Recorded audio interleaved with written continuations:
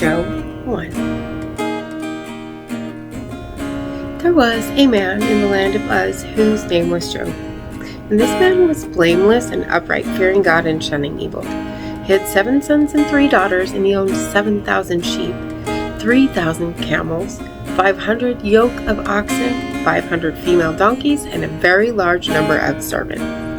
Job was the greatest man of all the people of the East. Job's sons would take turns holding feasts in their homes, and they would invite their 3 sisters to eat and drink with them. And when the days of feasting were over, Job would send for his children to purify them, rising early in the morning to offer burnt offerings for all of them. For Job thought, "Perhaps my children have sinned and cursed God in their hearts." This was Job's regular practice.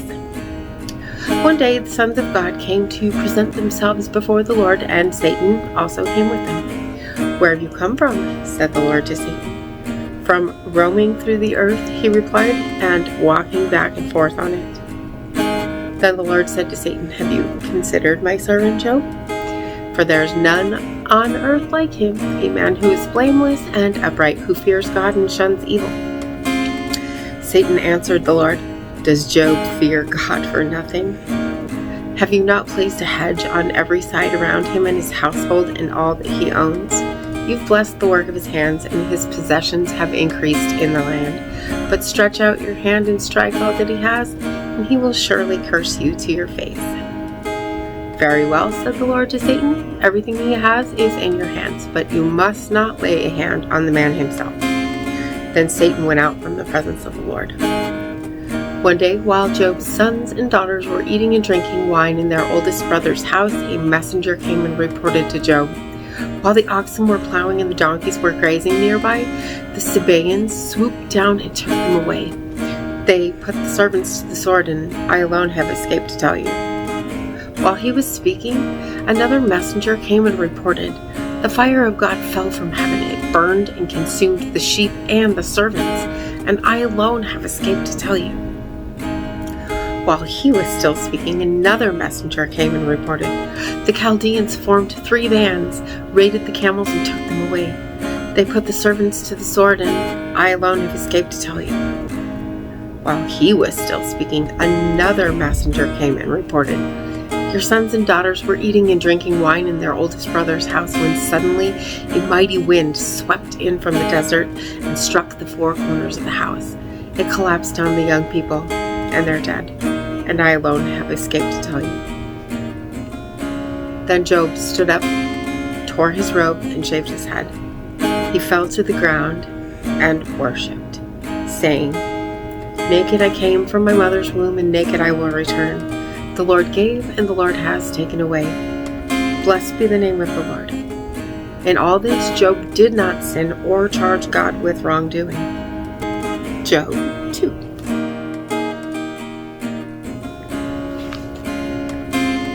On another day, the sons of God came to present themselves before the Lord, and Satan also came with them to present himself before him. "Where have you come from?" said the Lord to Satan. "From roaming through the earth," he replied, "and walking back and forth on it." Then the Lord said to Satan, "Have you considered my servant Job? For there is no one on earth like him, a man who is blameless and upright, who fears God and shuns evil. He still retains his integrity, even though you incited me against him to ruin him without cause." "Skin for skin," Satan replied. "A man will give up all he owns in exchange for his life. But stretch out your hand and strike his flesh and bones, and he will surely curse you to your face." "Very well," said the Lord to Satan. "He's in your hands, but you must spare his life." So Satan went out from the presence of the Lord and infected Job with terrible boils, from the soles of his feet to the crown of his head. And Job took a piece of broken pottery to scrape himself as he sat among the ashes. Then Job's wife said to him, "Do you still retain your integrity? Curse God and die." "You speak as a foolish woman speaks," he told her. "Should we accept from God only good and not adversity?" In all this, Job did not sin in what he said. Now, when Job's 3 friends, Eliphaz the Temanite, Bildad the Shuhite, and Zophar the Naamathite, heard about all this adversity that had come upon him, Each of them came from his home, and they met together to go and sympathize with Job and comfort him. When they lifted up their eyes from afar, they could barely recognize Job.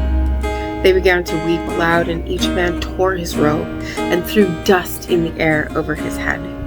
Then they sat on the ground with him for 7 days and 7 nights, but no one spoke a word to him because they saw how intense his suffering was. Job 3.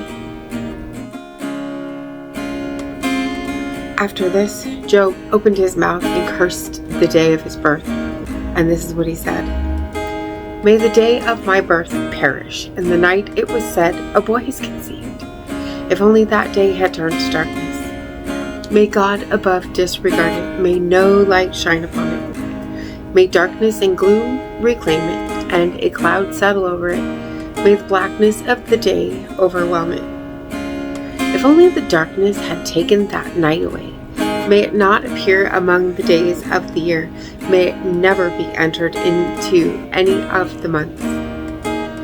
Behold, may that night be barren. May no joyful voice come into it. May it be cursed by those who curse the day, those prepared to rouse Leviathan. May its morning stars grow dark. May it wait in vain for daylight. May it not see the breaking of dawn. For that night did not shut the doors of the womb to hide the sorrow from my eyes. Why did I not perish at birth? Why did I not die as I came from the womb? Why were the knees there to receive me and breasts that I should be nursed? For now I would be lying down in peace. I would be asleep and at rest with kings and counselors of the earth who built for themselves cities now in ruins, or with princes who had gold who filled their houses with silver. Or why was I not hidden like a stillborn child, like an infant who never sees daylight? There the wicked cease from raging, and there the weary find rest. The captives enjoy their ease. They do not hear the voice of the oppressor. Both small and great are there, and the slave is freed from his master. Why is light given to the miserable and life to the bitter of soul, who long for death that does not come, and search for it like hidden treasure, who rejoice and greatly exult when they can find the grave? Why is life given to a man whose way is hidden, whom God has hedged in? I sigh when food is put before me, and my groans pour out like water, for the thing I feared has overtaken me, and what I dreaded has befallen me. I'm not at ease or quiet. I have no rest, for trouble has come. Job 4. Then Eliphaz the Temanite replied, If one ventures a word with you, will you be wearied? Yet who can keep from speaking? Surely you have instructed many and have strengthened their feeble hands. Your words have steadied those who stumbled. You have braced the knees that were buckling. But now trouble has come upon you, and you are weary. It strikes you, and you're dismayed. Is your reverence not your confidence, and the uprightness of your ways your hope?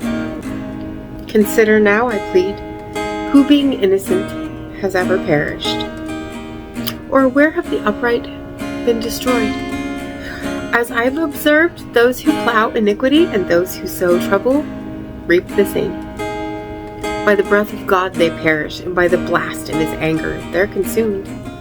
The lion may roar, and the fierce lion may growl, yet the teeth of the young lions are broken. The old lion perishes for lack of prey, and the cubs of the lioness are scattered. Now a word came to me secretly. My ears caught a whisper of it. In disquieting visions in the night, when deep sleep falls on men, fear and trembling came over me and made all my bones shudder. Then a spirit glided past my face, and the hair on my body bristled. It stood still, but I could not discern its appearance. A form loomed before my eyes, and I heard a whispering voice. Can a mortal be more righteous than God, or a man more pure than his Maker? If God puts no trust in his servants, and he charges his angels with error, how much more those who dwell in houses of clay, whose foundations are in the dust, who can be crushed like a moth. They are smashed to pieces from dawn to dusk.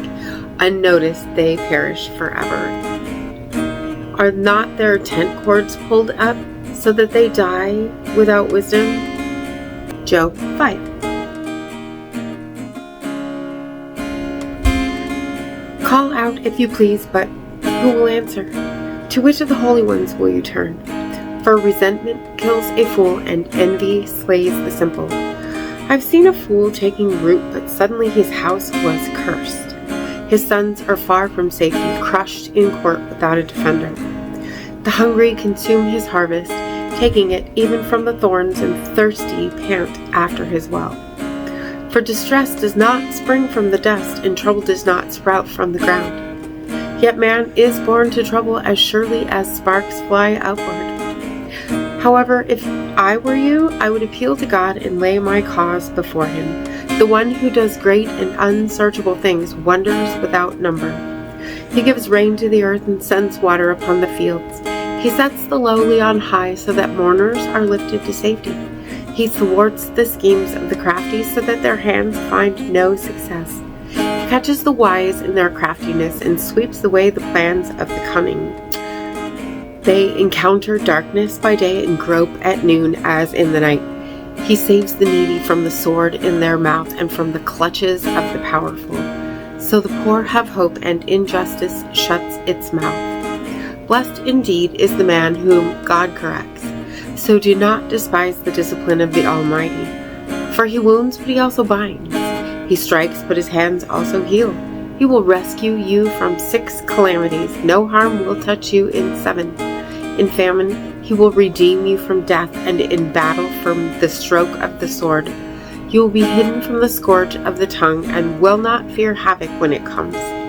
You will laugh at destruction and famine, and need not fear the beasts of the earth. For you will have a covenant with the stones of the field, and the wild animals will be at peace with you. You will know that your tent is secure and find nothing amiss when inspecting your home. You will know that your offspring will be many, your descendants like the grass of the earth. You will come to the grave in full vigor, like a sheaf of grain gathered in season. Indeed, we have investigated, and it is true.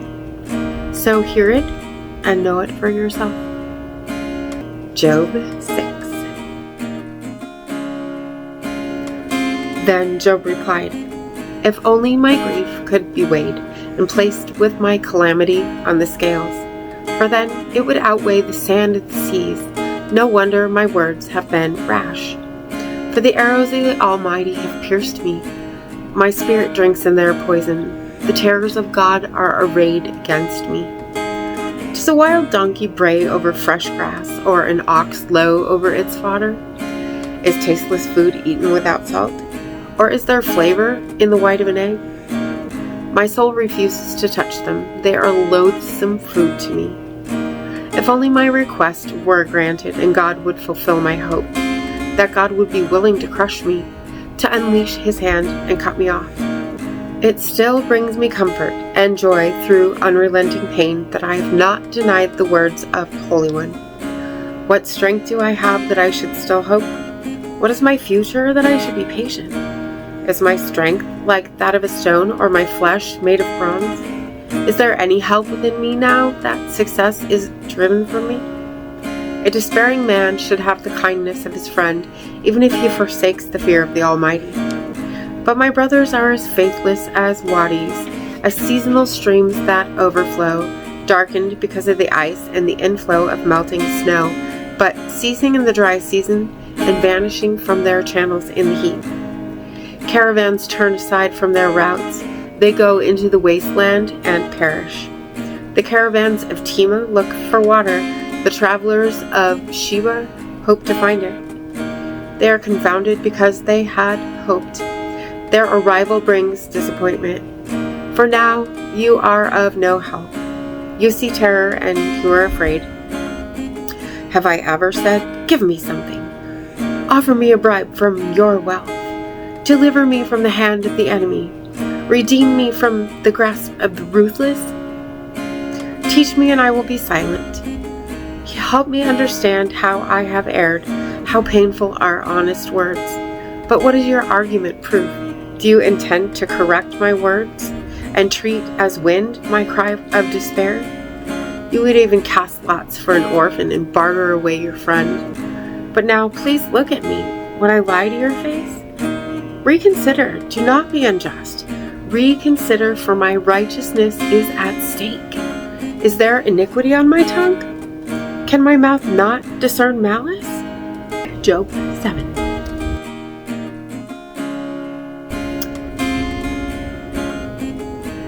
Is not man consigned to labor on earth? Are not his days like those of hired hand? Like a slave, he longs for shade. Like a hireling, he waits for his wages. So I am allotted months of futility, and nights of misery are appointed to me. When I lie down, I think, when will I get up? But the night drags on, and I toss and turn until dawn. My flesh is clothed with worms and encrusted with dirt. My skin is cracked and festering. My days are swifter than a weaver's shuttle. They come to an end without hope. Remember that my life is but a breath. My eyes will never again see happiness. The eye that beholds me will no longer see me. You will look for me, but I will be no more. As a cloud vanishes and is gone, so he who goes down to Sheol does not come back up. He never returns to his house. His place remembers him no more. Therefore, I will not restrain my mouth. I will speak in the anguish of my spirit. I will complain in the bitterness of my soul. Am I the sea or the monster of the deep that you must keep me under guard? When I think my bed will comfort me and my couch will ease my complaint, then you frighten me with dreams and terrify me with visions, so that I would prefer strangling and death over my life in this body. I loathe my life. I would not live forever. Leave me alone, for my days are but a breath. What is man that you should exalt him, that you should set your heart upon him, that you attend to him every morning and test him every moment? Will you never look away from me, or leave me alone to swallow my spittle? If I've sinned, what have I done to you, O watcher of mankind? Why have you made me your target, so that I'm a burden to you? Why do you not pardon my transgression and take away my iniquity? For soon I will lie down in the dust. You will seek me, but I will be no more. Job 8.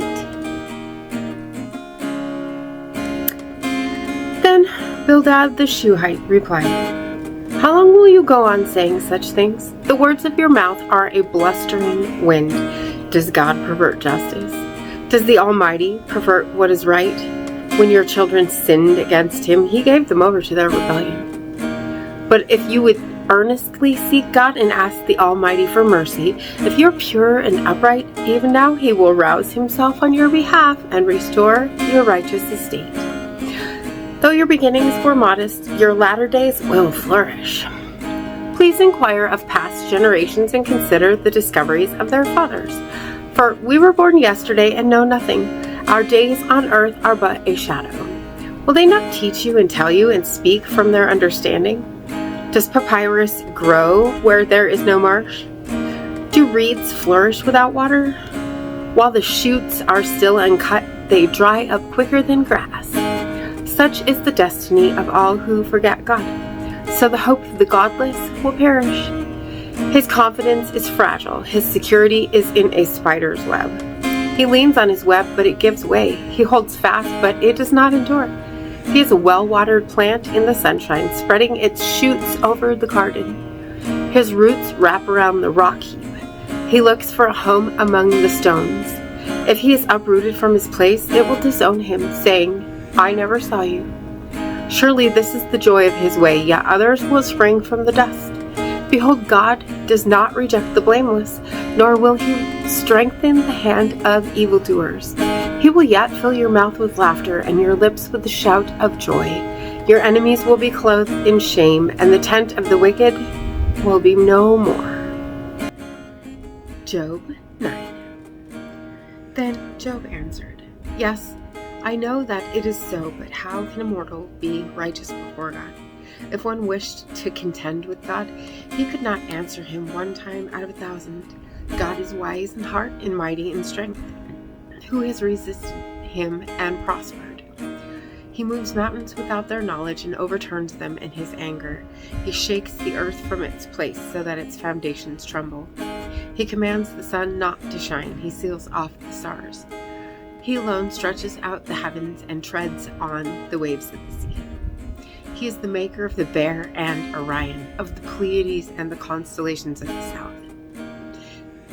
He does great things beyond searching out, and wonders without number. Were he to pass by me, I would not see him. Were he to move, I would not recognize him. If he takes away, who can stop him? Who dares to ask him, "What are you doing?" God does not restrain his anger. The helpers of Rahab cower beneath him. How then can I answer him or choose my arguments against him? For even if I were right, I could not answer. I could only beg my judge for mercy. If I summoned him and he answered me, I do not believe he would listen to my voice, for he would crush me with a tempest and multiply my wounds without cause. He does not let me catch my breath, but overwhelms me with bitterness. If it is a matter of strength, he indeed is mighty. If it is a matter of justice, who can summon him? Even if I were righteous, my mouth would condemn me. If I were blameless, it would declare me guilty. Though I am blameless, I have no concern for myself. I despise my own life. It's all the same, and so I say, he destroys both the blameless and the wicked. When the scourge brings sudden death, he mocks the despair of the innocent. The earth is given into the hand of the wicked. He blindfolds its judges. If it is not he, then who is it? My days are swifter than a runner. They flee without seeing good. They sweep by like boats of papyrus, like an eagle swooping down on its prey. If I were to say, I will forget my complaint and change my expression and smile, I would still dread all my sufferings. I know that you will not acquit me. Since I am already found guilty, why should I labor in vain? If I should wash myself with snow and cleanse my hands with lye, then you would plunge me into the pit, and even my own clothes would despise me. For he is not a man like me that I can answer him, that we can take each other to court, nor is there a mediator between us to lay his hand upon us both. Let him remove his rod from me, so that his terror will no longer frighten me. Then I would speak without fear of him. But as it is, I'm on my own. Job 10. I loathe my own life.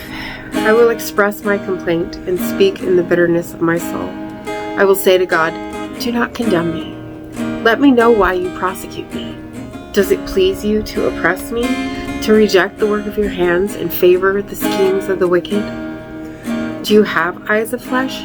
Do you see as a man does? Are your days like those of a mortal, or your years like those of a man, that you should seek my iniquity and search out my sin, though you know that I am not guilty, and there is no deliverance from your hand? Your hand shaped me and altogether formed me. Would you now turn and destroy me? Please remember that you molded me like clay. Would you now return me to dust? Did you not pour me out like milk and curdle me like cheese? You clothed me with skin and flesh and knit me together with bones and sinews. You've granted me life and loving devotion, and your care has preserved my spirit. Yet you concealed these things in your heart, and I know that this was in your mind.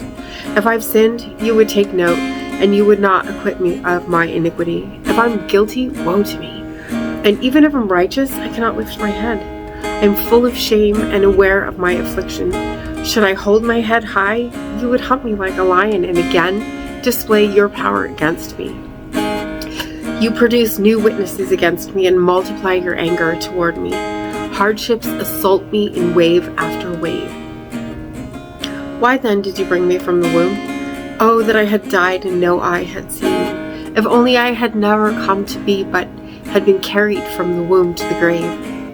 Are my days not few? Withdraw from me that I may have a little comfort before I go, never to return, to a land of darkness and gloom, to a land of utter darkness, of deep shadow and disorder, where even the light is like darkness. Job 11. Then Zophar the Naamathite replied, Should this stream of words go unanswered and such a speaker be vindicated? Should your babbling put others to silence? Will you scoff without rebuke? You've said, "My doctrine is sound, and I am pure in your sight." But if only God would speak and open his lips against you and disclose to you the secrets of wisdom, for true wisdom has two sides. Know then that God exacts from you less than your iniquity deserves. Can you fathom the deep things of God, or discover the limits of the Almighty? They are higher than the heavens. What can you do? They are deeper than Sheol. What can you know? Their measure is longer than the earth and wider than the sea. If he comes along to imprison you or convenes a court, who can stop him? Surely he knows the deceit of men. If he sees iniquity, does he not take note? But a witless man can no more become wise than the colt of a wild donkey can be born a man.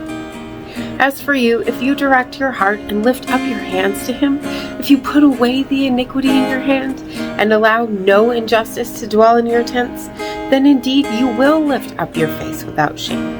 You will stand firm and unafraid. For you will forget your misery, recalling it only as waters gone by.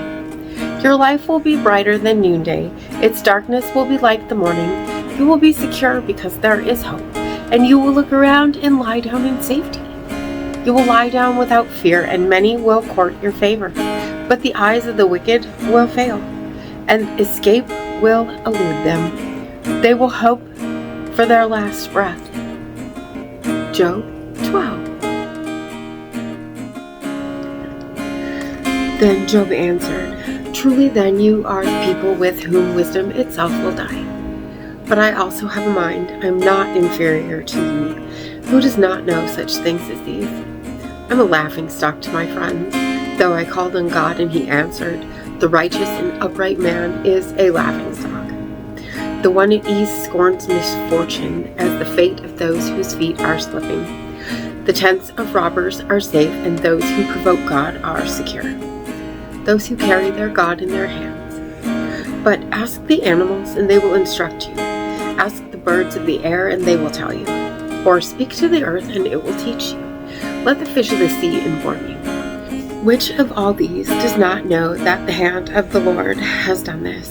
The life of every living thing is in his hand, as well as the breath of all mankind. Does not the ear test words as the tongue tastes its food? Wisdom is found with the elderly, and understanding comes with long life. Wisdom and strength belong to God. Counsel and understanding are his. What he tears down cannot be rebuilt. The man he imprisons cannot be released. If he holds back the waters, they dry up. And if he releases them, they overwhelm the land. True wisdom and power belongs to him. The deceived and the deceiver are his. He leads counselors away barefoot and makes fools of judges. He loosens the bonds placed by kings and fastens a belt around their waists. He leads priests away barefoot and overthrows the established. He deprives the trusted of speech and takes away the discernment of elders. He pours out contempt on nobles and disarms the mighty. He reveals the deep things of darkness and brings deep shadows into light. He makes nations great and destroys them. He enlarges nations, then disperses them. He deprives the earth's leaders of reason and makes them wander in a trackless wasteland. They grope in the darkness without light. He makes them stagger like drunkards. Job 13 and 14. Indeed, my eyes have seen all this. My ears have heard and understood. What you know I also know. I am not inferior to you. Yet I desire to speak to the Almighty and argue my case before God. You, however, smear with lies. You're all worthless physicians. If only you would remain silent, for that would be your wisdom. Hear now my argument and listen to the plea of my lips. Will you speak wickedly on God's behalf, or speak deceitfully for him? Would you show him partiality or argue in his defense? Would it be well when he examined you? Could you deceive him like a man? Surely he would rebuke you if you secretly showed partiality. Would his majesty not terrify you? Would the dread of him not fall upon you? Your maxims are proverbs of ashes. Your defenses are defenses of clay. Be silent and I will speak. Then let come to me what may. Why do I put myself at risk and take my own life in my own hands? Though he slay me, I will hope in him. I will still defend my ways to his face. Moreover, this will be my salvation, for no godless man can appear before him. Listen carefully to my words. Let my declaration ring in your ears. Behold, now that I have prepared my case, I know that I will be vindicated. Can anyone indict me? If so, I will be silent and die. Only grant these two things to me, so that I need not hide from you. Withdraw your hand from me and do not let your terror frighten me. Then call on me and I will answer, or let me speak and you can reply. How many are my iniquities and sins? Reveal to me my transgression and sin. Why do you hide your face and consider me as your enemy? Would you frighten a wind-blown leaf? Would you chase after dry chaff? For you record bitter accusations against me and bequeath me the iniquities of my youth. You put my feet in the stocks and stand watch over all my paths. You set a limit for the soles of my feet. So man wastes away like something rotten, like a moth-eaten garment. Man who is born of woman is short of days and full of trouble. Like a flower he comes forth, then withers away. Like a fleeting shadow he does not endure. Do you open your eyes to one like this? Will you bring him into judgment before you?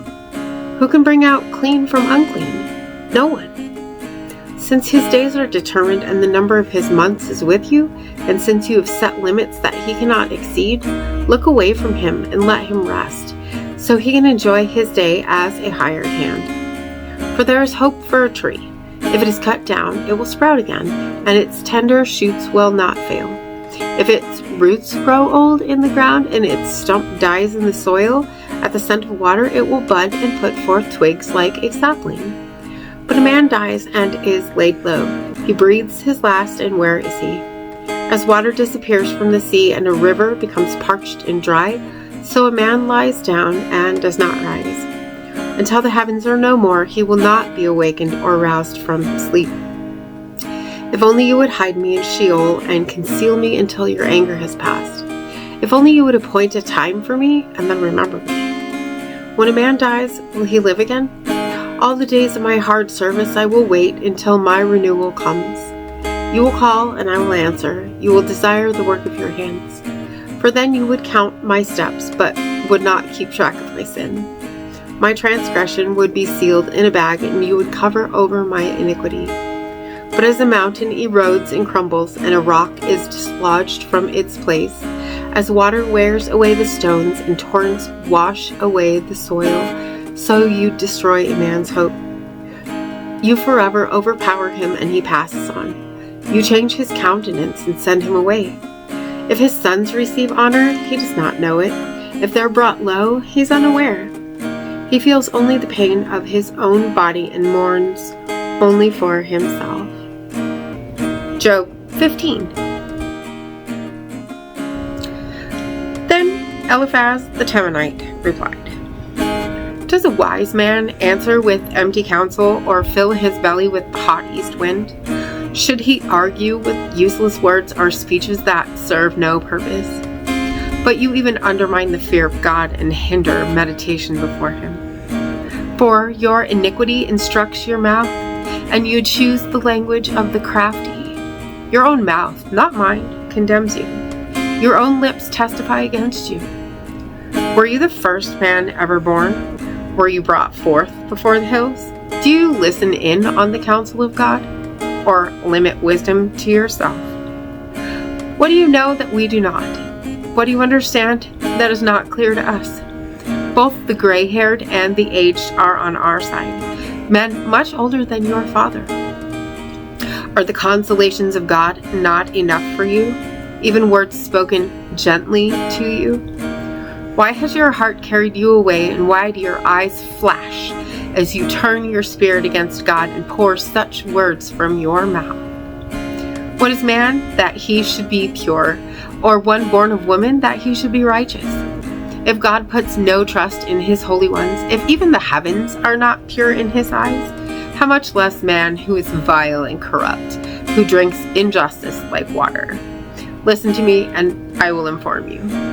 I will describe what I have seen, what was declared by wise men, and was not concealed from their fathers, to whom alone the land was given when no foreigner passed among them. A wicked man writhes in pain all his days. Only a few years are reserved for the ruthless. Sounds of terror fill his ears. In his prosperity, the destroyer attacks him. He despairs of his return from darkness. He's marked for the sword. He wanders about as food for vultures. He knows the day of darkness is at hand. Distress and anguish terrify him, overwhelming him like a king poised to attack. For he has stretched out his hand against God and has vaunted himself against the Almighty, rushing headlong at him with a thick, studded shield. Though his face is covered with fat and his waistline bulges with flesh, he will dwell in ruined cities, in abandoned houses destined to become rubble. He will no longer be rich. His wealth will not endure. His possessions will not overspread the land. He will not escape from the darkness. The flame will wither his shoots, and the breath of God's mouth will carry him away. Let him not deceive himself with trust in emptiness, for emptiness will be his reward. It will be paid in full before his time, and his branch will not flourish. He will be like a vine stripped of its unripe grapes, like an olive tree that sheds its blossoms. For the company of the godless will be barren, and fire will consume the tents of bribery. They conceive trouble and give birth to evil. Their womb is pregnant with deceit. Job 16, 17, and 18. Then Job answered, I've heard many things like these. Miserable comforters are you all. Is there no end to your long-winded speeches? What provokes you to continue testifying? I could also speak like you if you were in my place. I could heap up words against you and shake my head at you. But I would encourage you with my mouth, and the consolation of my lips would bring relief. Even if I speak, my pain is not relieved. And if I hold back, how will it go away? Surely he has now exhausted me. You've devastated all my family. You've bound me, and it has become a witness. My frailty rises up and testifies against me. His anger has torn me and opposed me. He gnashes his teeth at me. My adversary pierces me with his eyes. They open their mouths against me and strike my cheeks with contempt. They join together against me. God has delivered me to unjust men. He has thrown me to the clutches of the wicked. I was at ease, but he shattered me. He seized me by the neck and crushed me. He set me up as a target. His archers surround me. He pierces my kidneys without mercy and spills my gall on the ground. He breaks me open with wound upon wound. He rushes me like a mighty warrior. I've sewn sackcloth over my skin. I've buried my horn in the dust. My face is red with weeping, and deep shadows ring my eyes. Yet my hands are free of violence, and my prayer is pure. O earth, do not cover my blood. May my cry for help never be laid to rest. Even now my witness is in heaven, and my advocate is on high. My friends are my scoffers, as my eyes pour out tears to God.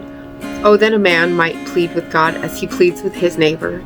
For when only a few years are past, I will go the way of no return. My spirit is broken, my days are extinguished. The grave awaits me. Surely mockers surround me, and my eyes must gaze at their rebellion. Give me, I pray, the pledge you demand. Who else will be my guarantor? You've closed their minds to understanding, therefore you will not exalt them. If a man denounces his friends for a price, the eyes of his children will fail.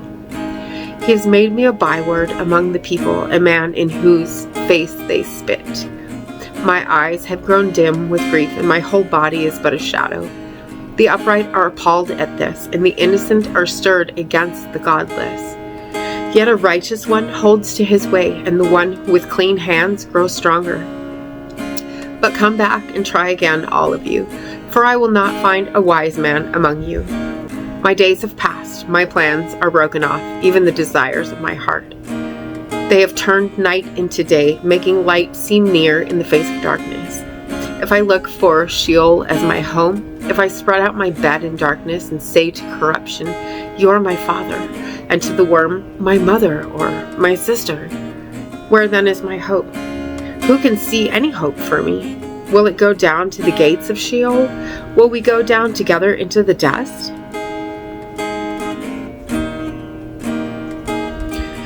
Then Bildad the Shuhite replied, how long until you end these speeches? Show some sense, and then we can talk. Why are we regarded as cattle, as stupid in your sight? You who tear yourself in anger, should the earth be forsaken on your account, or the rocks be moved from their place? Indeed, the lamp of the wicked is extinguished. The flame of his fire does not glow. The light in his tent grows dark, and the lamp beside him goes out. His vigorous stride is shortened, and his own schemes trip him up. For his own feet lead him into a net, and he wanders into its mesh. A trap seizes his heel, a snare grips him. A noose is hidden in the ground, and a trap lies in his path. Terrors frighten him on every side and harass his every step. His strength is depleted, and calamity is ready at his side. It devours patches of his skin. The firstborn of death devours his limbs. He is torn from the shelter of his tent and is marched off to the king of terrors. Fire resides in his tent. Burning sulfur rains down on his dwelling. The roots beneath him dry up, and the branches above him wither away. The memory of him perishes from the earth, and he has no name in the land. He is driven from light into darkness and is chased from the inhabited world. He has no offspring or posterity among his people, no survivor where he once lived. Those in the west are appalled at his fate, while those in the east tremble in horror. Surely such is the dwelling of the wicked and the place of one who does not know God. Job 19 and 20. Then Job answered, how long will you torment me and crush me with your words? 10 times now you have reproached me. Even if I have truly gone astray, my error concerns me alone. If indeed you would exalt yourselves above me and use my disgrace against me, then understand that it is God who has wronged me and drawn his net around me. Though I cry out, violence, I get no response. Though I call for help, there is no justice. He has blocked my way so I cannot pass. He has veiled my paths with darkness. He has stripped me of my honor and removed the crown from my head. He tears me down on every side until I'm gone. He uproots my hope like a tree. His anger burns against me, and he counts me among his enemies. His troops advance together. They construct a ramp against me and encamp around my tent. He has removed my brothers from me. My acquaintances have abandoned me. My kinsmen have failed me, and my friends have forgotten me. My guests and my maidservants count me as a stranger. I'm a foreigner in their sight. I call for my servant, but he does not answer, though I implore him with my own mouth. My breath is repulsive to my wife, and I am loathsome to my own family. Even little boys scorn me. When I appear, they deride me. All my best friends despise me, and those I love have turned against me. My skin and flesh cling to my bones. I have escaped by the skin of my teeth.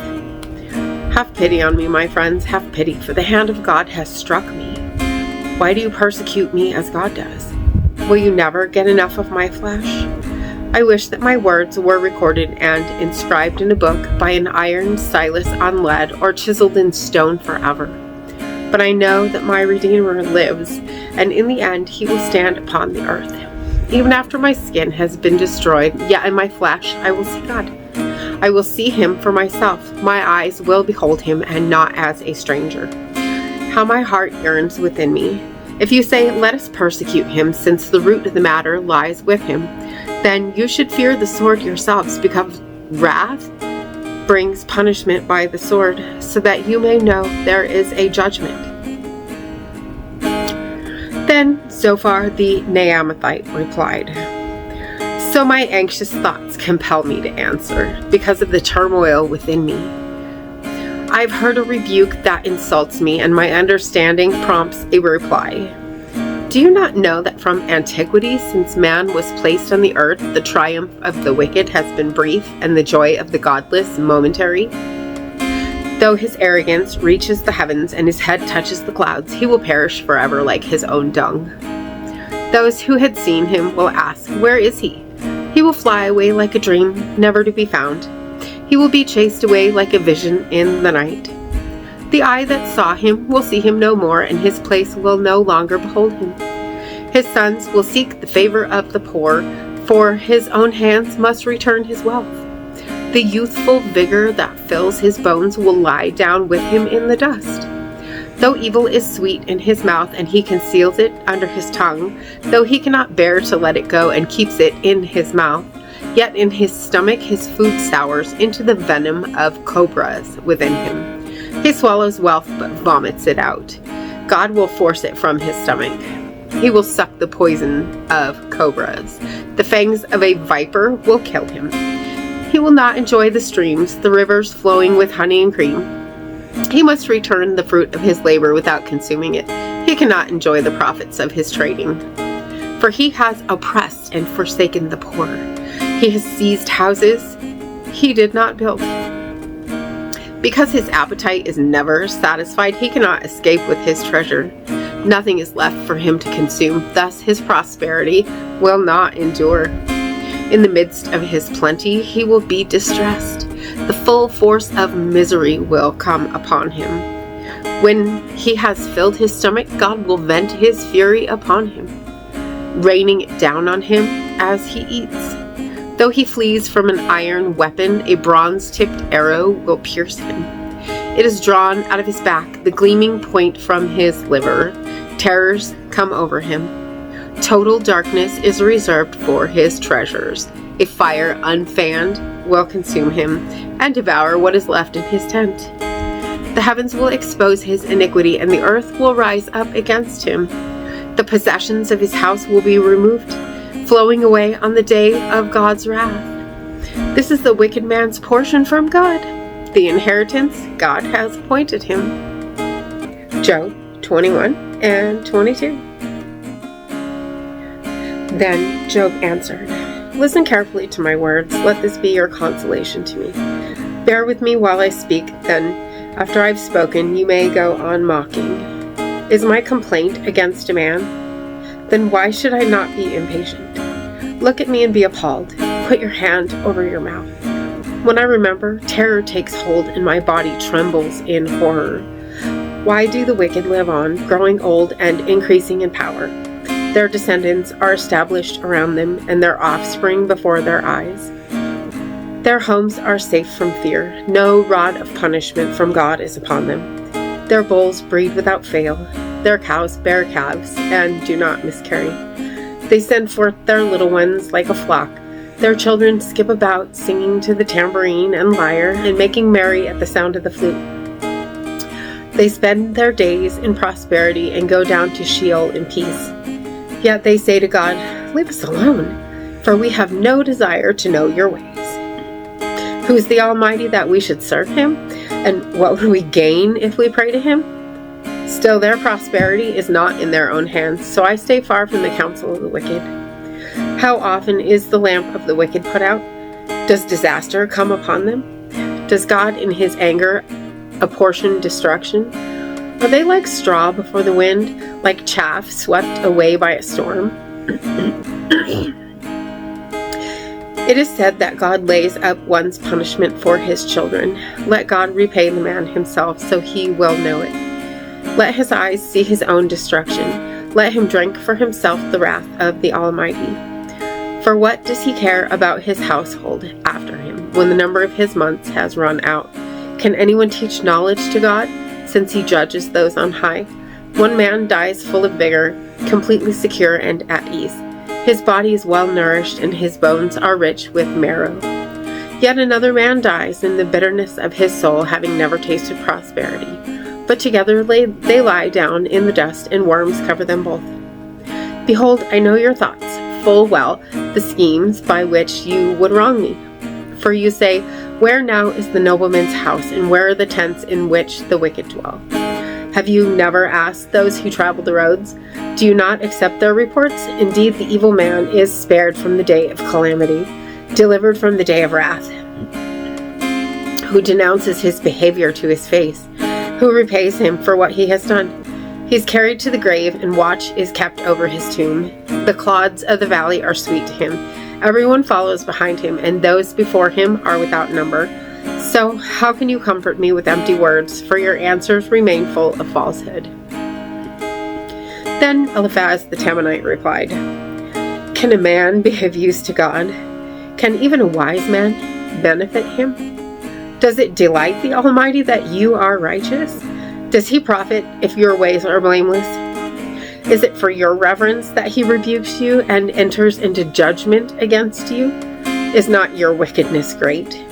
Are not your iniquities endless? For you needlessly demanded security from your brothers and deprived the naked of their clothing.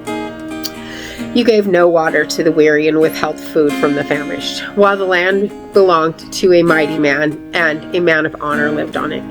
You sent widows away empty-handed, and the strength of the fatherless was crushed. Therefore snares surround you, and sudden peril terrifies you. It is so dark you cannot see, and a flood of water covers you. Is not God as high as the heavens? Look at the highest stars, how lofty they are. Yet you say, what does God know? Does he judge through thick darkness? Thick clouds veil him, so he does not see us as he traverses the vault of heaven. Will you stay on the ancient path that wicked men have trod? They were snatched away before their time, and their foundations were swept away by a flood. They said to God, Depart from us. What can the Almighty do to us? But it is he who filled their houses with good things, so I stay far from the counsel of the wicked. The righteous see it and are glad. The innocent mock them. Surely our foes are destroyed, and fire has consumed their excess. Reconcile now and be at peace with him. Thereby good will come to you. Receive instruction from his mouth and lay up his words in your heart.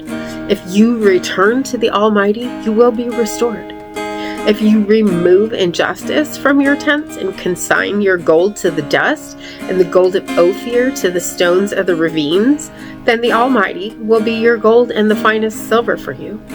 Surely then you will delight in the Almighty and lift up your face to God. You will pray to him, and he will hear you, and you will fulfill your vows. Your decisions will be carried out, and light will shine on your ways. When men are brought low and you say, Lift them up, then he will save the lowly.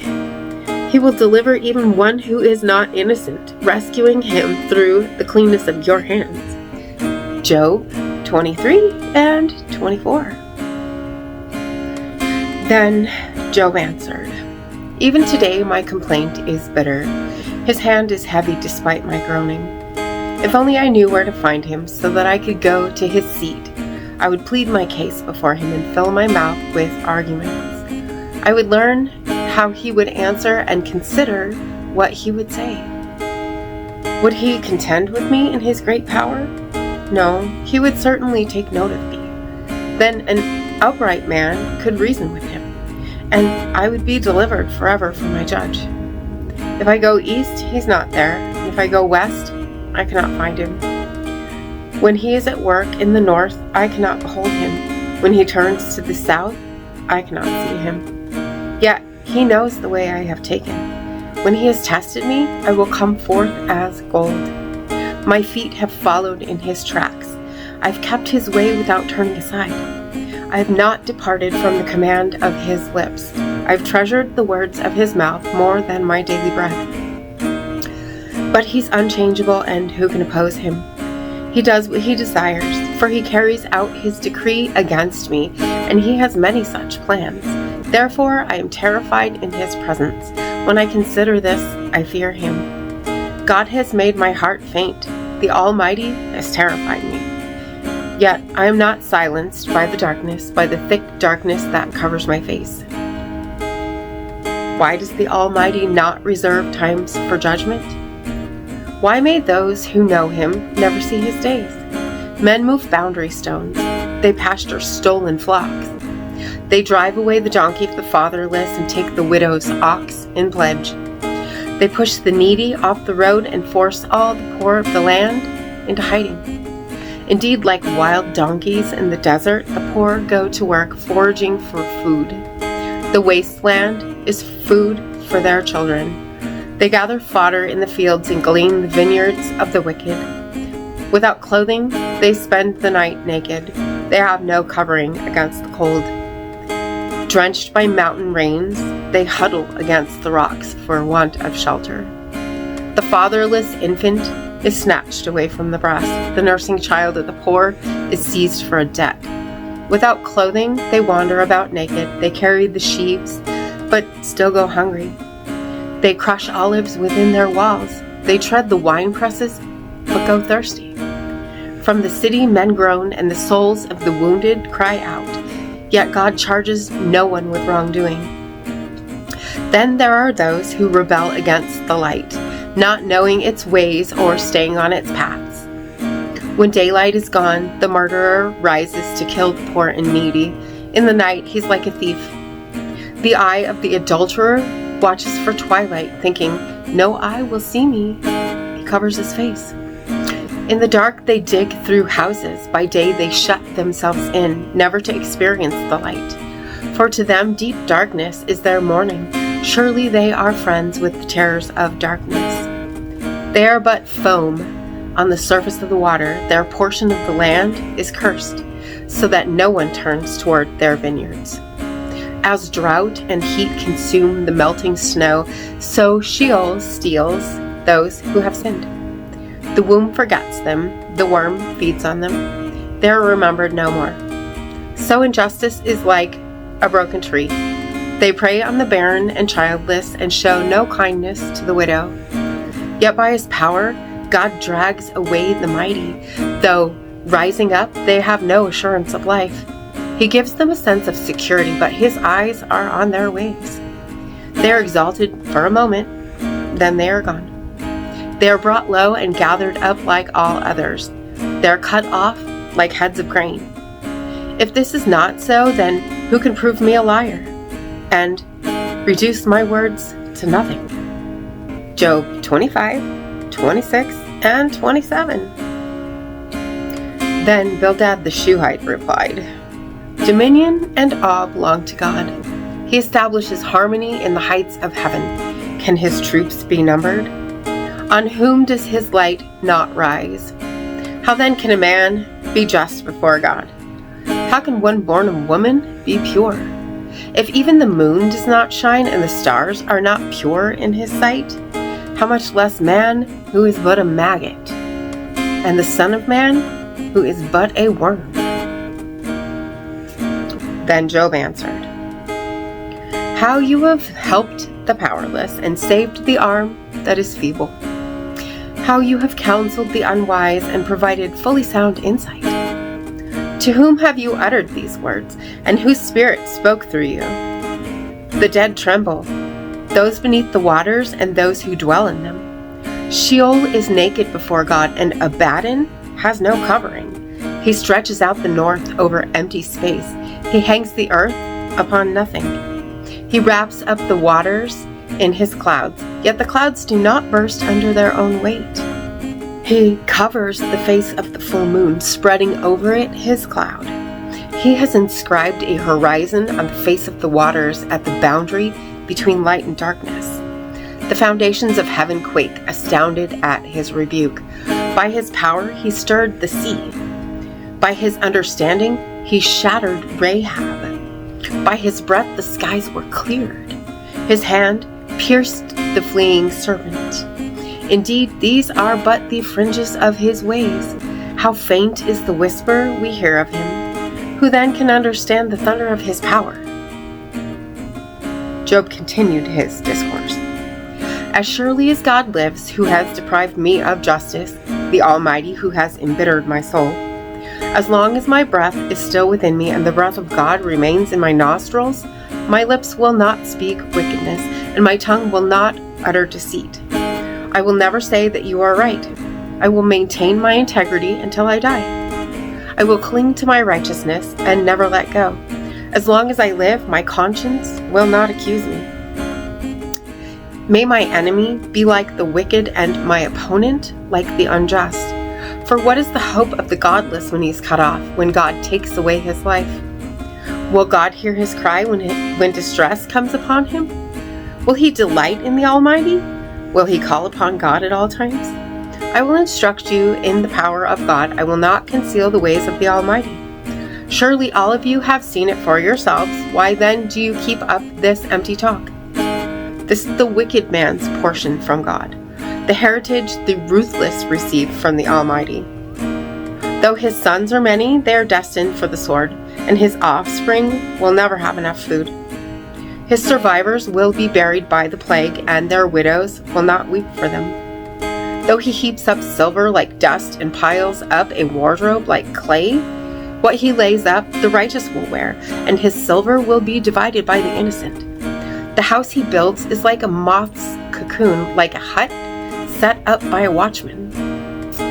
He lies down wealthy, but will do so no more. When he opens his eyes, all is gone.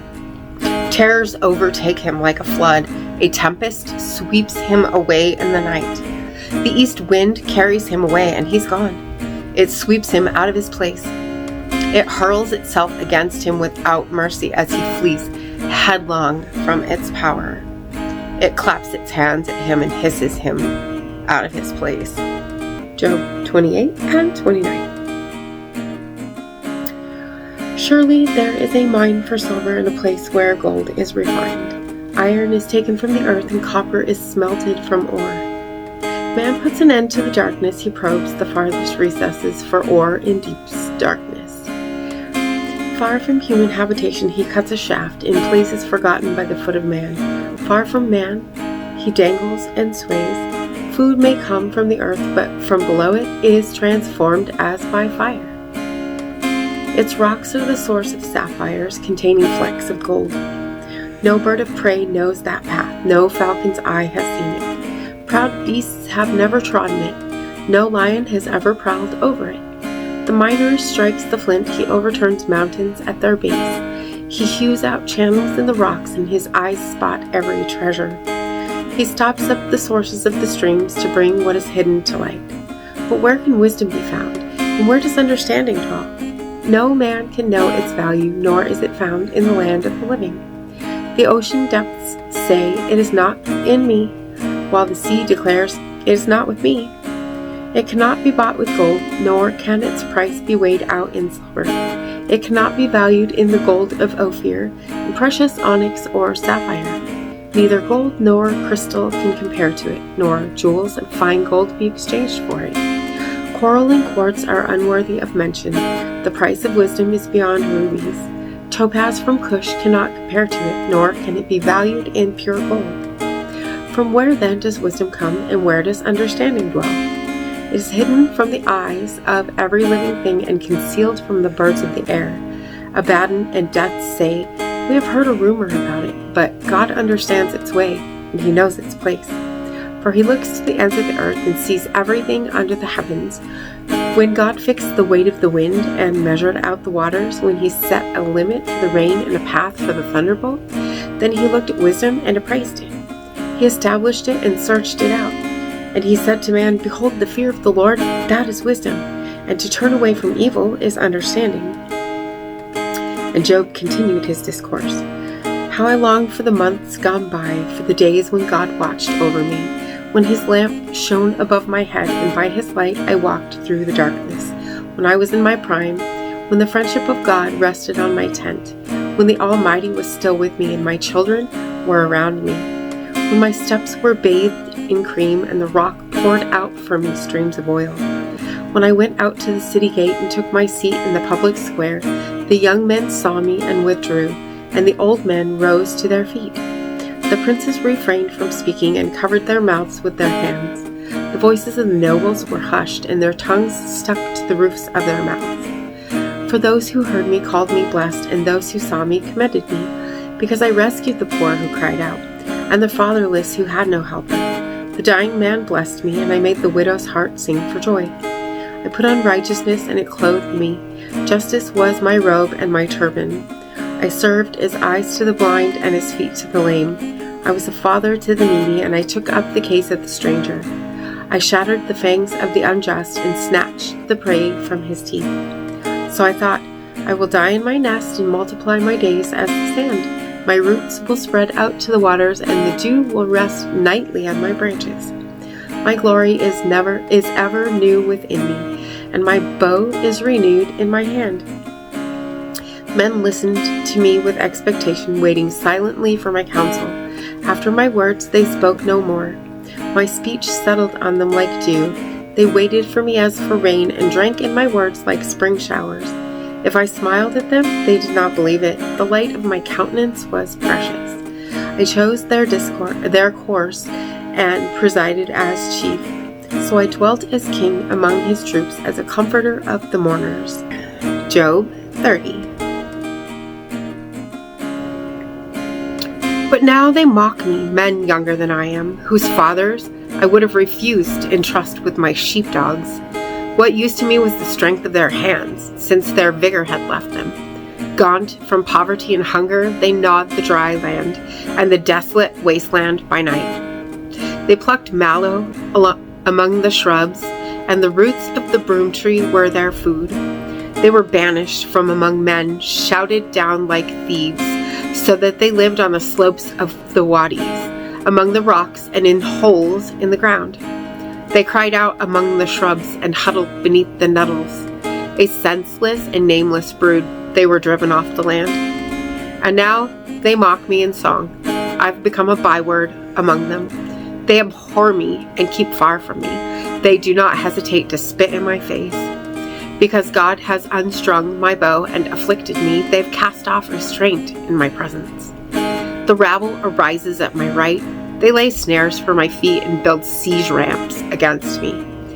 They tear up my path. They profit from my destruction with no one to restrain them. They advance as through a wide breach. Through the ruins, they keep rolling in. Terrors are turned loose against me. They drive away my dignity as by the wind, and my prosperity has passed like a cloud. And now my soul is poured out within me. Days of affliction grip me. Night pierces my bones, and my gnawing pains never rest. With great force, he grasps my garment.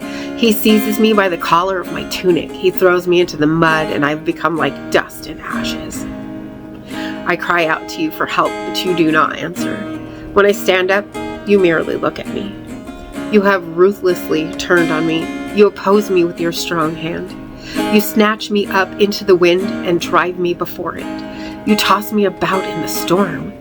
Yes, I know that you will bring me down to death, to the place appointed for all the living. Yet no one stretches out his hand to a ruined man when he cries for help in his distress. Have I not wept for those in trouble? Has my soul not grieved for the needy? But when I hoped for good, evil came.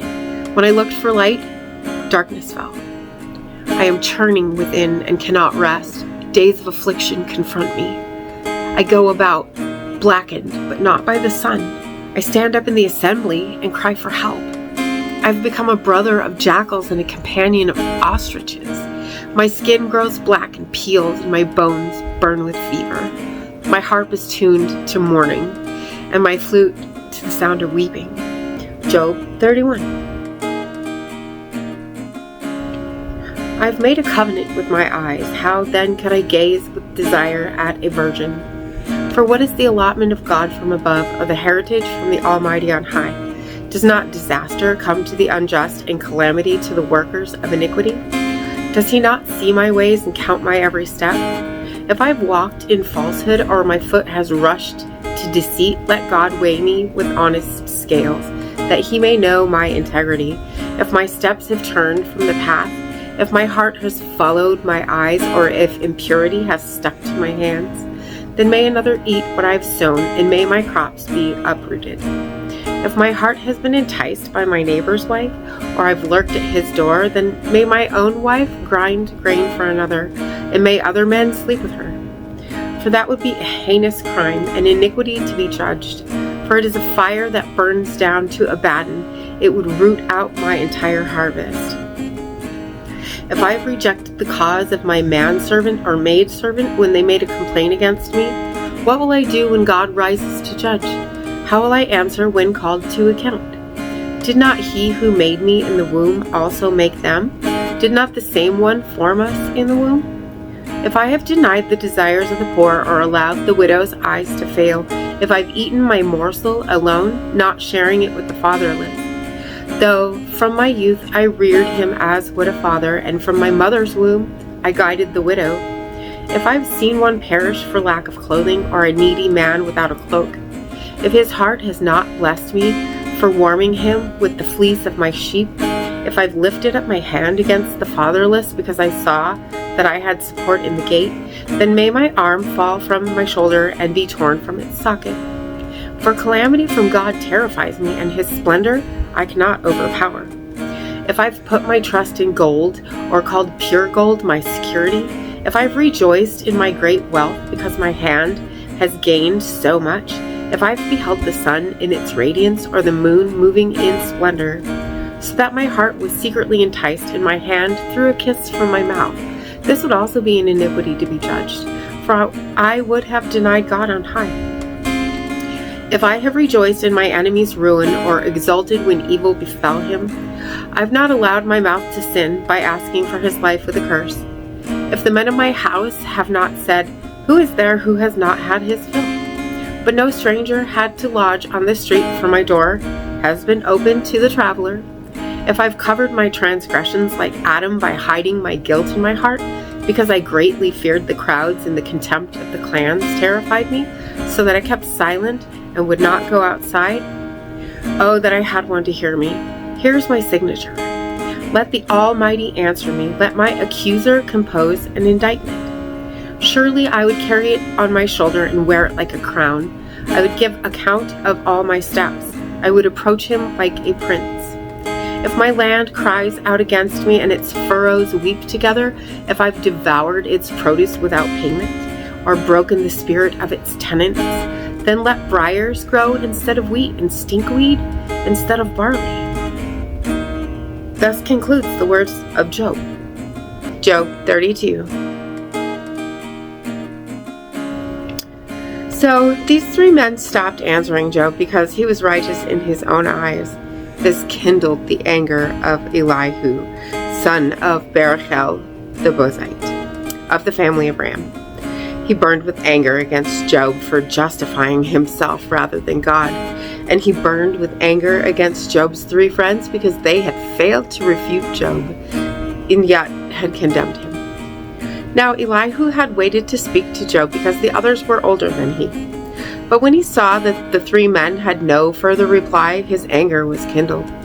So Elihu, son of Barachel the Buzite, declared, I am young in years, while you are old. That is why I was timid and afraid to tell you what I know.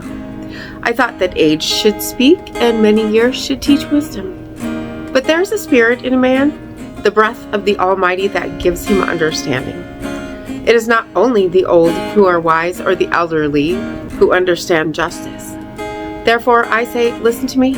I too will declare what I know. Indeed, I waited while you spoke. I listened to your reasoning. As you searched for words, I paid full attention. But no one proved Job wrong. Not one of you rebutted his arguments. So do not claim, we have found wisdom. Let God, not man, refute him. But Job has not directed his words against me, and I will not answer him with your arguments. Job's friends are dismayed with no more to say. Words have escaped them. Must I wait now that they are silent, now that they stand and no longer reply? I too will answer. Yes, I will declare what I know. For I am full of words, and my spirit within me compels me. Behold, my belly is like unvented wine. It's about to burst like a new wineskin. I must speak and find relief. I must open my lips and respond. I will be partial to no one, nor will I flatter any man. For I do not know how to flatter, or my Maker would remove me in an instant. Job 33. But now, O Job, hear my speech, and listen to all my words. Behold, I will open my mouth, my address is on the tip of my tongue. My words are from an upright heart, and my lips speak sincerely what I know. The Spirit of God has made me, and the breath of the Almighty gives me life. Refute me if you can. Prepare your case and confront me.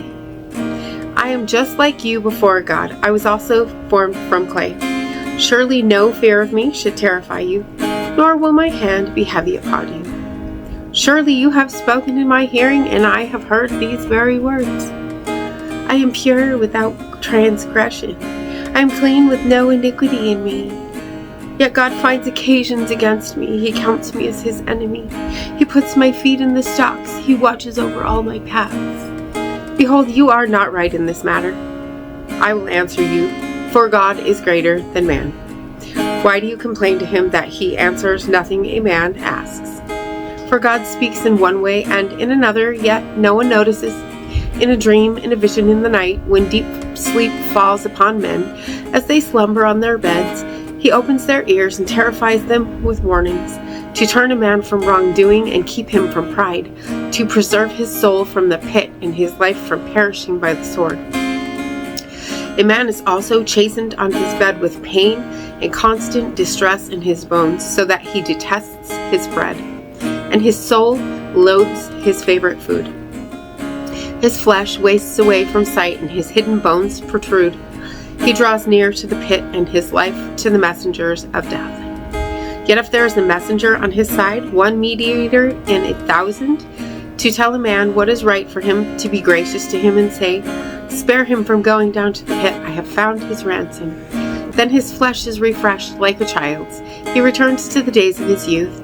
He prays to God and finds favor. He sees God's face and shouts for joy, and God restores his righteousness to that man. Then he sings before men with these words, I have sinned and perverted what was right, yet I did not get what I deserved. He redeemed my soul from going down to the pit, and I will live to see the light. Behold, all these things God does to a man 2 or even 3 times, to bring back his soul from the pit, that he may be enlightened with the light of life. Pay attention, Job, and listen to me.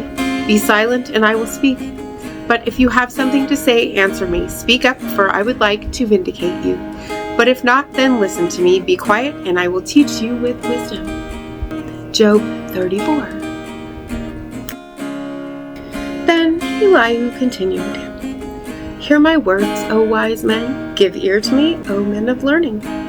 For the ear tests words as the mouth tastes food. Let us choose for ourselves what is right. Let us learn together what is good. For Job has declared, I am righteous, yet God has deprived me of justice.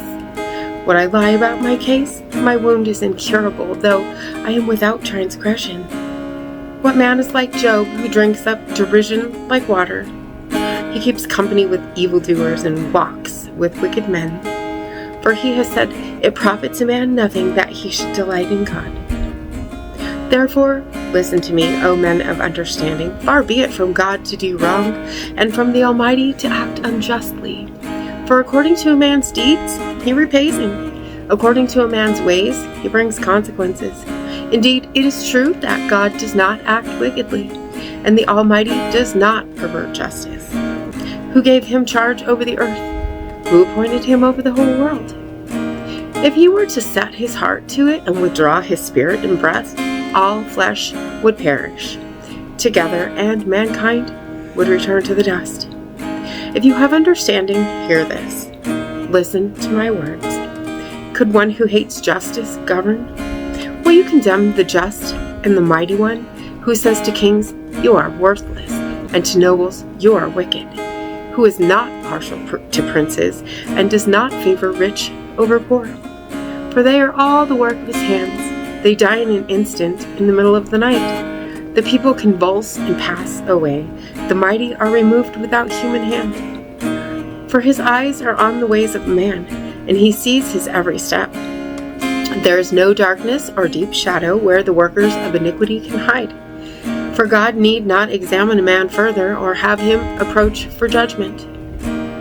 He shatters the mighty without inquiry and sets up others in their place.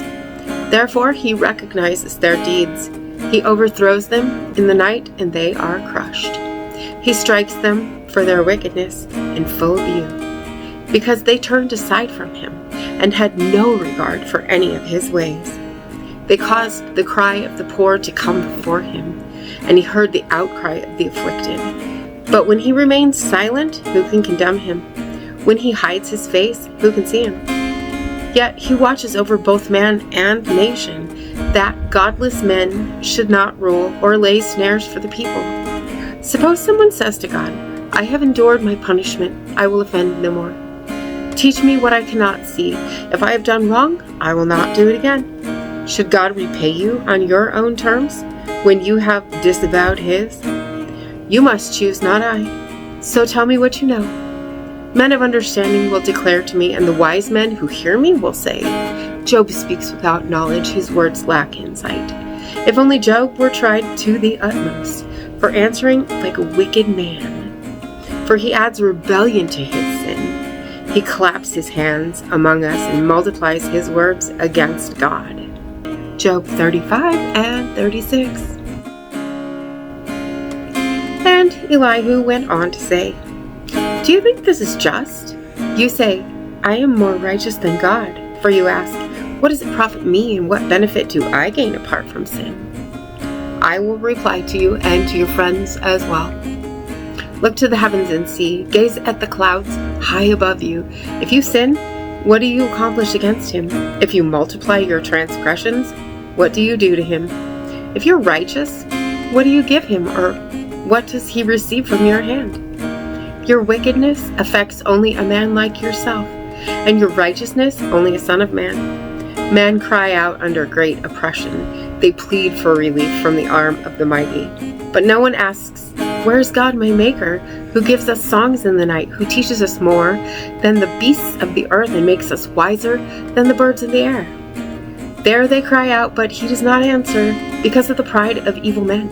Surely God does not listen to empty pleas, and the Almighty does not take note of it. How much less, then, when you say that you do not see him, that your case is before him, and you must wait for him, and further, that in his anger he has not punished or taken much notice of folly. So Job opens his mouth in vain, and multiplies words without knowledge. And Elihu continued, Bear with me a little longer, and I will show you that there is more to be said on God's behalf. I get my knowledge from afar, and I will ascribe justice to my Maker. For truly my words are free of falsehood. One perfect in knowledge is with you.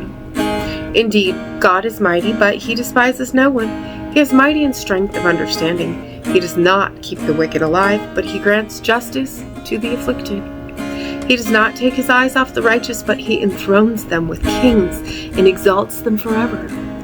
And if men are bound with chains, caught in cords of affliction, then he tells them their deeds and how arrogantly they have transgressed. He opens their ears to correction and commands that they turn from iniquity. If they obey and serve him, then they end their days in prosperity and their years in happiness. But if they do not obey, then they perish by the sword and die without knowledge. The godless in heart harbor resentment. Even when he binds them, they do not cry for help. They die in their youth among the male shrine prostitutes. God rescues the afflicted by their affliction and opens their ears in oppression. Indeed, he drew you from the jaws of distress to a spacious and broad place, to a table full of richness. But now you are laden with the judgment due the wicked. Judgment and justice have seized you. Be careful that no one lures you with riches. Do not let a large bribe lead you astray. Can your wealth or all your mighty effort keep you from distress? Do not long for the night when people vanish from their homes. Be careful not to turn to iniquity, for this you have preferred to affliction. Behold, God is exalted in his power. Who is a teacher like him? Who has appointed his way for him, or told him, You have done wrong? Remember to magnify his work, which men have praised in song. All mankind has seen it, men behold it from afar. Indeed, God is great beyond our knowledge. The number of his years is unsearchable. For he draws up drops of water which distill the rain from the mist, which the clouds pour out and shower abundantly on mankind. Furthermore, who can understand how the clouds spread out, how the thunder roars from his pavilion? See how he scatters his lightning around him and covers the depths of the sea. For by these he judges the nations and provides food in abundance. He fills his hands with lightning and commands it to strike its mark. The thunder declares his presence. Even the cattle regard the rising storm. Job 37. At this, my heart also pounds and leaps from its place. Listen closely to the thunder of his voice and the rumbling that comes from his mouth. He unleashes his lightning beneath the whole sky and sends it to the ends of the earth. Then there comes a roaring sound. He thunders with his majestic voice. He does not restrain the lightning when his voice resounds. God thunders wondrously with his voice. He does great things we cannot comprehend. For he says to the snow, fall on the earth, and to the gentle rain, pour out a mighty downpour. He seals up the hand of every man so that all men may know his work. The wild animals enter their lairs. They settle down in their dens. The tempest comes from its chamber, and the cold from the driving north winds. By the breath of God the ice is formed, and the watery expanses are frozen. He loads the clouds with moisture. He scatters his lightning through them. They swirl about, whirling at his direction, accomplishing all that he commands over the face of all the earth. Whether for punishment or for his land, he accomplishes this in his loving devotion. Listen to this, O Job. Stand still and consider the wonders of God. Do you know how God dispatches the clouds or makes the lightnings flash? Do you understand how the clouds float, those wonders of him who is perfect in knowledge? You whose clothes get hot when the land lies hushed under the south wind. Can you, like him, spread out the skies to reflect the heat like a mirror of bronze? Teach us what we should say to him. We cannot draw up our case when our faces are in the darkness. Should he be told that I want to speak? Would a man ask to be swallowed up? Now no one can gaze at the sun when it is bright in the skies after the wind has swept them clean. Out of the north he comes in golden splendor. Awesome majesty surrounds him. The Almighty is beyond our reach. He is exalted in power. In his justice and great righteousness he does not oppress. Therefore men fear him, for he is not partial to the wise in heart. Job 38. Then the Lord answered Job out of the whirlwind and said, Who is this who obscures my counsel by words without knowledge? Now brace yourself like a man. I will question you, and you shall inform me. Where were you when I laid the foundations of the earth? Tell me if you have understanding. Who fixed its measurements? Surely you know. Or who stretched a measuring line across it? On what were its foundations set? Or who laid its cornerstone, while the morning stars sang together and all the sons of God shouted for joy? Who enclosed the sea behind doors when it burst forth from the womb, when I made the clouds its garment and thick darkness its blanket, when I fixed its boundaries and set in place its bars and doors, and I declared, You may come this far, but no further. Here your proud waves must stop. In your days have you commanded the morning, or assigned the dawn its place, that it might spread to the ends of the earth and shake the wicked out of it? The earth takes shape like clay under a seal. Its hills stand out like the folds of a garment. Light is withheld from the wicked, and their upraised arm is broken. Have you journeyed to the vents of the sea, or walked in the trenches of the deep? Have the gates of death been revealed to you? Have you seen the gates of the shadow of death? Have you surveyed the extent of the earth? Tell me if you know all this. Where's the way to the home of light? Do you know where darkness resides, so you can lead it back to its border? Do you know the paths to its home? Surely you know, for you were already born, and the number of your days is great. Have you entered the storehouses of snow, or observed the storehouses of hail, which I hold in reserve for times of trouble, for the day of war and battle? In which direction is lightning dispersed, or the east wind scattered over the earth? Who cuts a channel for the flood, or clears a path for the thunderbolts? To bring rain on a barren land, on a desert where no man lives, to satisfy the parched wasteland and make it sprout with tender grass. Does the rain have a father? Who has begotten the drops of dew? From whose womb does the ice emerge?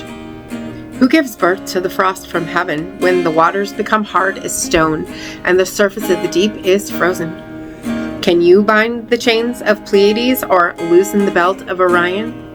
Can you bring forth the constellations in their seasons, or lead out the bear and her cubs? Do you know the laws of the heavens? Can you set their dominion over the earth? Can you command the clouds so that a flood of water covers you? Can you send the lightning bolts on their way? Do they report to you, "Here we are"? Who has put wisdom in the heart, or given understanding to the mind? Who has the wisdom to count the clouds? Or who can tilt the water jars of the heavens when the dust hardens into a mass and the clods of earth stick together? Can you hunt the prey for a lioness, or satisfy the hunger of young lions when they crouch in their dens and lie in wait in the thicket? Who provides food for the raven when its young cry out to God as they wander about for lack of food? Job 39 and 40. Do you know when the mountain goats give birth? Have you watched the doe bear her fawn? Can you count the months they are pregnant? Do you know the time they give birth? They crouch down and bring forth their young. They deliver their newborn. Their young ones thrive and grow up in the open field. They leave and do not return. Who set the wild donkey free? Who released the swift donkey from the harness? I made the wilderness his home, and the salt flats his dwelling. He scorns the tumult of the city and never hears the shouts of a driver. He roams the mountains for pasture, searching for any green thing. Will the wild ox consent to serve you? Will he stay by your manger at night? Can you hold him to the furrow with a harness? Will he plow the valleys behind you? Can you rely on his great strength? Will you leave your hard work to him? Can you trust him to bring in your grain and gather it to your threshing floor? The wings of the ostrich flap joyfully, but cannot match the pinions and feathers of the stork. For she leaves her eggs on the ground and lets them warm in the sand. She forgets that a foot may crush them, or a wild animal may trample them. She treats her young harshly as if not her own, with no concern that her labor was in vain. For God has deprived her of wisdom, He has not endowed her with understanding. Yet when she proudly spreads her wings, she laughs at the horse and its rider. Do you give strength to the horse, or adorn his neck with a mane? Do you make him leap like a locust, striking terror with his proud snorting? He paws in the valley and rejoices in his strength. He charges into battle. He laughs at fear, frightened of nothing. He does not turn back from the sword. A quiver rattles at his side along with a flashing spear and lance. Trembling with excitement, he devours the distance. He cannot stand still when the ram's horn sounds. At the blast of the horn, he snorts with fervor. He catches the scent of battle from afar, the shouts of captains and the cry of war. Does the hawk take flight by your understanding and spread his wings toward the south? Does the eagle soar at your command and make his nest on high? He dwells on a cliff and lodges there. His stronghold is on a rocky crag. From there he spies out food, his eyes see it from afar. His young ones feast on blood, and where the slain are, there he is. And the Lord said to Job, Will the fault finder contend with the Almighty? Let him who argues with God give an answer.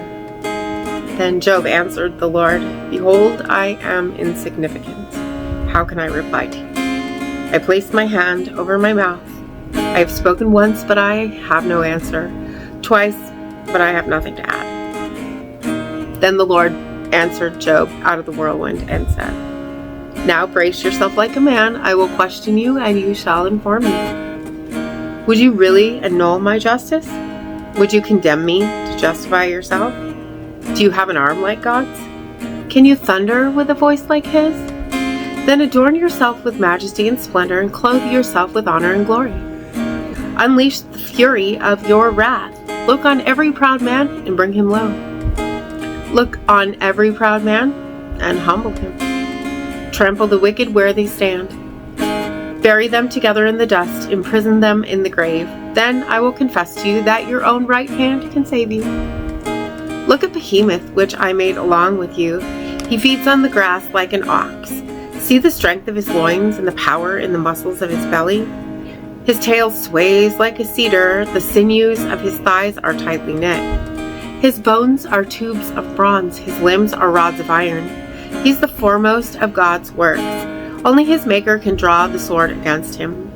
The hills yield him their produce, while all the beasts of the field play nearby. He lies under the lotus plants, hidden among the reeds of the marsh. The lotus plants conceal him in their shade. The willows of the brook surround him. Though the river rages, Behemoth is unafraid. He remains secure, though the Jordan surges to his mouth. Can anyone capture him as he looks on, or pierce his nose with a snare?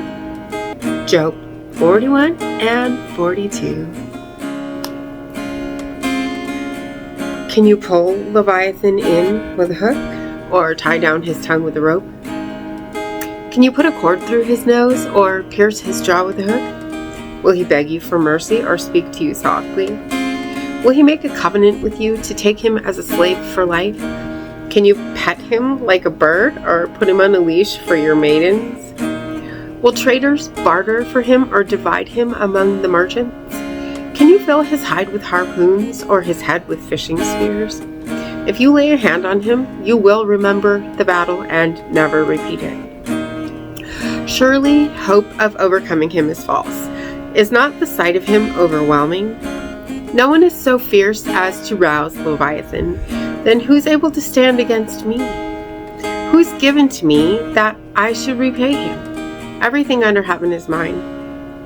I cannot keep silent about his limbs, his power and graceful form. Who can strip off his outer coat? Who can approach him with bridle? Who can open his jaws, ringed by his fearsome teeth? His rows of scales are his pride, tightly sealed together. One scale is so near to another that no air can pass between them. They're joined to one another, they clasp and cannot be separated. His snorting flashes with light, and his eyes are like rays of dawn. Firebrands stream from his mouth. Fiery sparks shoot forth. Smoke billows from his nostrils as from a boiling pot over burning reeds. His breath sets coals ablaze and flames pour from his mouth. Strength resides in his neck and dismay leaps before him. The folds of his flesh are tightly joined. They are firm and movable. His chest is as hard as a rock, as hard as a lower millstone. When Leviathan rises up, the mighty are terrified. They withdraw before his thrashing. The sword that reaches him has no effect, nor does the spear or dart or arrow. He regards iron as straw and bronze as rotten wood. No arrow can make him flee. Sling stones become like chaff to him. A club is regarded as straw, and he laughs at the sound of the lance. His undersides are jagged potsherds, spreading out the mud like a threshing sledge. He makes the depths seethe like a cauldron. He makes the sea like a jar of ointment. He leaves a glistening wake behind him. One would think the deep had white hair. Nothing on earth is his equal, a creature devoid of fear. He looks down on all the haughty. He's king over all the proud. Then Job replied to the Lord, I know that you can do all things, and that no plan of yours can be thwarted. You asked, who is this that conceals my counsel without knowledge? Surely I spoke of things I did not understand, things too wonderful for me to know. You said, listen now, and I will speak. I will question you, and you shall inform me. My ears had heard of you, but now my eyes have seen you. Therefore I retract my words, and I repent in dust and ashes. After the Lord had spoken these words to Job, he said to Eliphaz the Temanite, "My wrath is kindled against you and your 2 friends, for you have not spoken about me accurately as my servant Job has. So now take 7 bulls and 7 rams, go to my servant Job, and sacrifice a burnt offering for yourselves. Then my servant Job will pray for you, for I will accept his prayer and not deal with you according to your folly. For you have not spoken accurately about me as my servant Job has."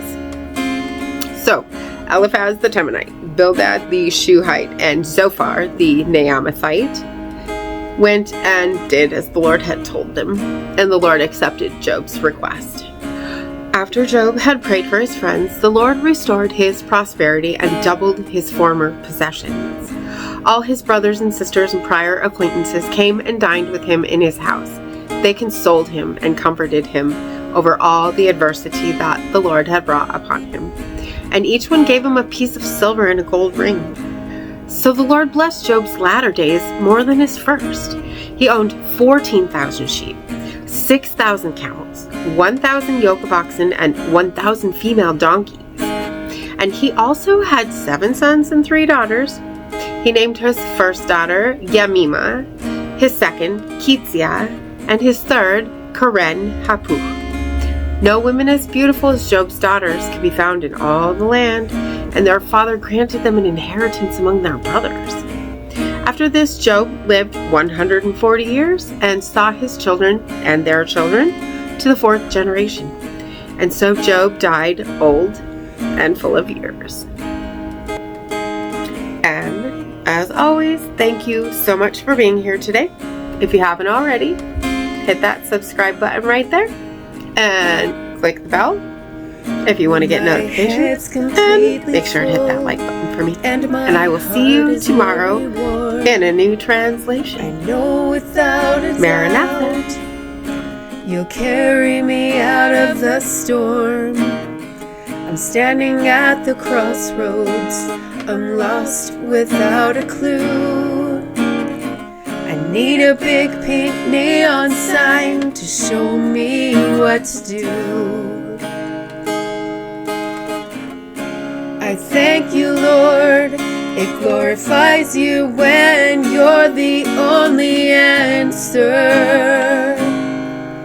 I praise you, Lord, for holding what's too much for me. And I'm amazed by you, Lord, because nothing's too big and nothing's too small to lay at your feet.